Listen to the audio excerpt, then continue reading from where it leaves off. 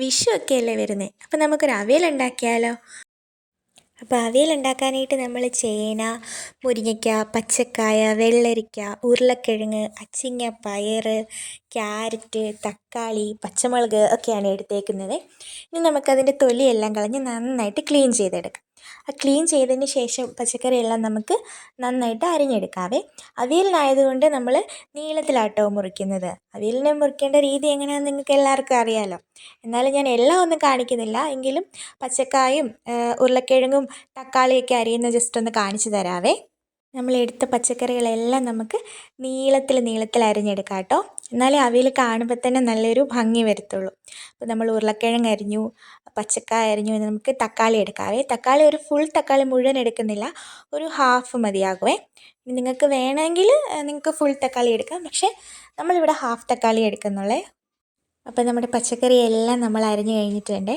ഇത് അരിഞ്ഞു വന്നപ്പോൾ ഇത്രയുണ്ട്. നമ്മൾ മുരിങ്ങയ്ക്കായും എല്ലാം നല്ല നീളത്തിൽ തന്നെ അരിഞ്ഞെടുത്തിട്ടുണ്ട്. ഇനി നമുക്കൊരു ചീനച്ചട്ടി അടുപ്പിൽ വെച്ച് ചട്ടി ചൂടാകുമ്പോഴത്തേനും നമ്മൾ അരിഞ്ഞു വെച്ച പച്ചക്കറികളെല്ലാം നമുക്കതിൽ ഒന്നിച്ച് തന്നെ ചേർത്ത് കൊടുക്കാവേ. പക്ഷെ മുരിങ്ങയ്ക്ക മാത്രം നമ്മളിപ്പോൾ ചേർത്ത് കൊടുക്കുന്നില്ലേ. മുരിങ്ങയ്ക്ക നേരത്തെ തന്നെ ചേർത്ത് കൊടുത്താൽ എന്നാണെന്നറിയാമോ, അത് നന്നായിട്ട് വെന്ത് പോയിട്ട് പിന്നെ ആ നാരായിട്ട് കിടക്കും. അത് അത്ര ടേസ്റ്റ് ഉണ്ടാകത്തില്ല, കഴിക്കാനും ഒരു ബുദ്ധിമുട്ടായിരിക്കും. അധികം ഓവറായിട്ട് വെന്ത് പോകാതെ നല്ല കഷ്ണമായിട്ട് തന്നെ മുരിങ്ങയ്ക്ക കിടക്കണം. അപ്പം നമ്മൾ മുരിങ്ങയ്ക്ക പിന്നീട് ചേർക്കുള്ളേ. പിന്നെ നമ്മളത് വേവാൻ ആവശ്യത്തിനുള്ള വെള്ളവും ചേർത്ത്, ഒരുപാട് വെള്ളം വേണ്ട, ആവശ്യത്തിനുള്ള വെള്ളവും ചേർത്ത് ഉപ്പും ചേർത്ത് നന്നായിട്ട് മിക്സ് ചെയ്തിട്ട് നമുക്ക് കുക്ക് ചെയ്യാൻ വെക്കാവേ. ഉപ്പൊക്കെ ചേർത്ത് വെള്ളവും ഉപ്പും എല്ലാ പച്ചക്കറിയിലേക്കും വരുന്ന രീതിയിൽ നന്നായിട്ട് മിക്സ് ചെയ്യാവേ. അത് കഴിഞ്ഞിട്ട് മിക്സ് ചെയ്ത് കഴിഞ്ഞ് നമുക്കത് മൂടി വെച്ച് വേവിക്കാം.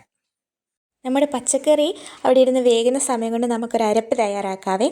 അതിനുവേണ്ടി നമ്മൾ തേങ്ങ എടുത്തിട്ടുണ്ട്, കറിവേപ്പിലയാണ് അവിയലിന് ഏറ്റവും കൂടുതൽ വേണ്ടത്. കറിവേപ്പിലയുടെ ആ ഫ്ലേവർ നല്ല ടേസ്റ്റ് ആയിരിക്കും. പിന്നെ മഞ്ഞൾപ്പൊടി എടുത്തിട്ടുണ്ട്, ജീരകം, ചുമന്നുള്ളി, പിന്നെ എരിവിനാവശ്യമായ പച്ചമുളക് നമ്മൾ എടുത്തിട്ടുണ്ട്. ഇനി അത് നന്നായിട്ട് അരയ്ക്കാം. നമ്മൾ ഇടയ്ക്കൊന്ന് നമ്മൾ നോക്കണം കേട്ടോ, വെന്തിട്ടുണ്ടോ ആയോ എന്നൊക്കെ നോക്കണേ.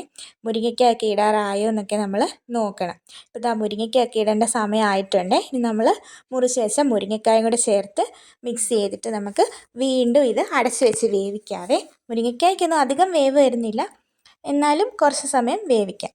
ഇടയ്ക്കിടയ്ക്ക് നമ്മൾ നോക്കണേ, നമ്മുടെ കറിയൊക്കെ ആയോ, പച്ചക്കറി വെന്തോ, മുരിങ്ങയ്ക്ക ആയോ എന്നൊക്കെ.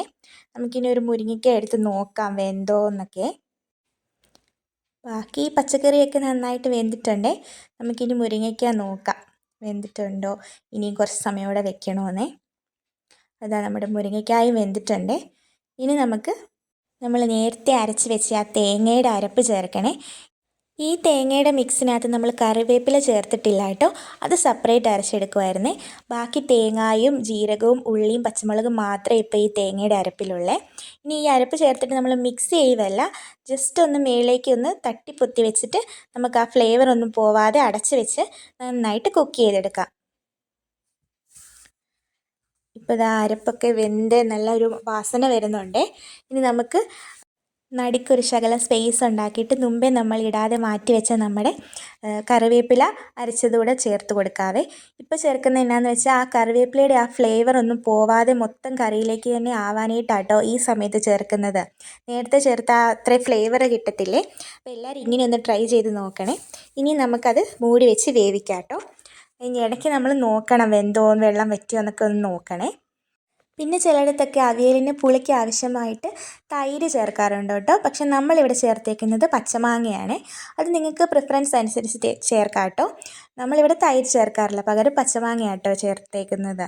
ഇനി നമ്മുടെ ആ തേങ്ങ ഒതുക്കിയതും കറിവേപ്പിലയും പച്ചക്കറികളുമായിട്ട് നന്നായിട്ട് മിക്സ് ചെയ്തിട്ട് ലാസ്റ്റ് സ്റ്റെപ്പ് പച്ചവെളിച്ചെണ്ണ ഒഴിക്കുന്ന കേട്ടോ. പച്ചവെളിച്ചെണ്ണ ഒഴിച്ചിട്ട് ആ ചൂടോടെ ആ പച്ചവെളിച്ചെണ്ണയുടെ മണവും കൂടെ വരുമ്പോൾ നല്ലൊരു ഫ്ലേവറാട്ടോ അതിന് വരുന്നത്. അവിയലിന് മെയിനായിട്ട് ഫ്ലേവർ കൊടുക്കുന്ന കേട്ടോ ആ കറിവേപ്പിലയും പച്ചവെളിച്ചെണ്ണയും.